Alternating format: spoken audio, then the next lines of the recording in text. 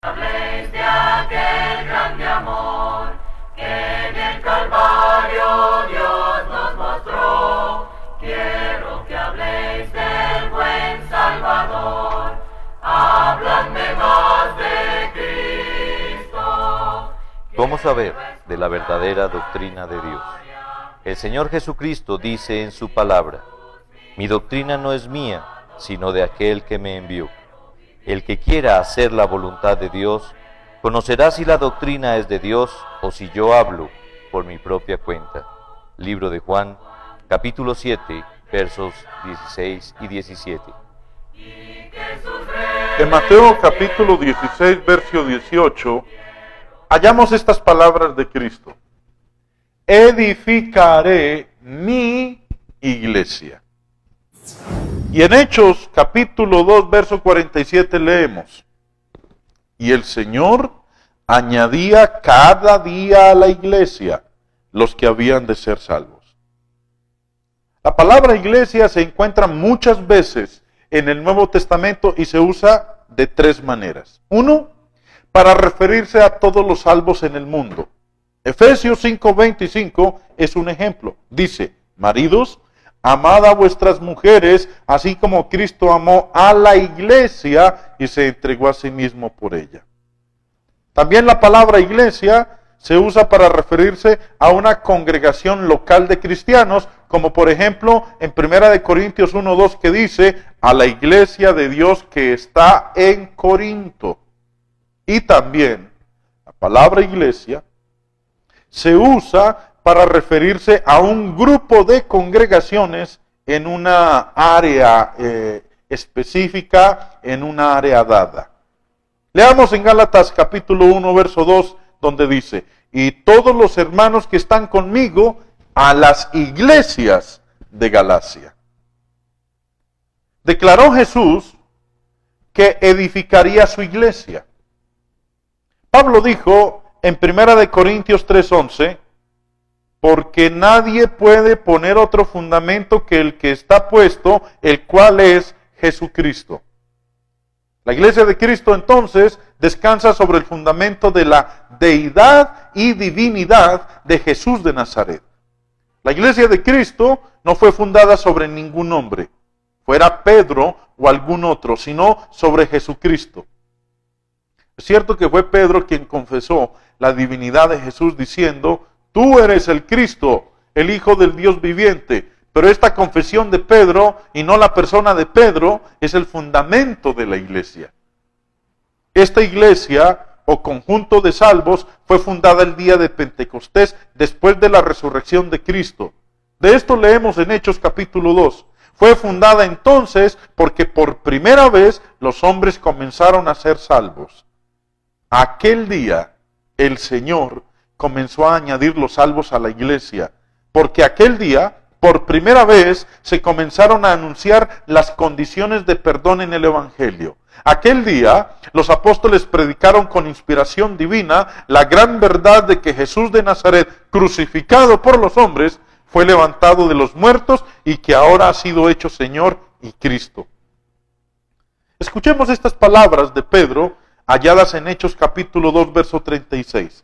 Sepa pues ciertísimamente toda la casa de Israel que a este Jesús, a quien vosotros crucificasteis, Dios le ha hecho Señor y Cristo. Miles de aquella multitud presente creyeron estas palabras de Pedro y gritaron con corazones compungidos: varones hermanos, ¿qué haremos? Verso 37. La respuesta inspirada dada por Pedro a estos miles de creyentes fue esta: arrepentíos y bautícese cada uno de vosotros en el nombre de Jesucristo para perdón de los pecados y recibiréis el don del Espíritu Santo. Hechos 2:38. El verso 41 dice: así que los que recibieron su palabra fueron bautizados y se añadieron aquel día como 3,000 personas. Amigos queridos, noten por favor que estos miles de personas creyeron la verdad predicada por los apóstoles de que Jesús de Nazaret, crucificado por los judíos inconversos, fue levantado de los muertos por Dios y fue hecho Señor y Cristo. Esto lo creyeron. Entonces se les mandó a arrepentirse de sus pecados y luego ser bautizados para el perdón de ellos. Hecho esto, el Señor les añadió a la iglesia, o sea, añadió a estos salvos a los demás salvos. Nadie se junta a nada. Nadie buscó alguna denominación a la cual juntarse y ciertamente no buscó alguna iglesia de su predilección o preferencia. No había muchas iglesias como las hay hoy en día. Había una sola, la de Cristo. Todos llegaron a ser miembros de ella, añadidos al conjunto de salvos por el Señor mismo.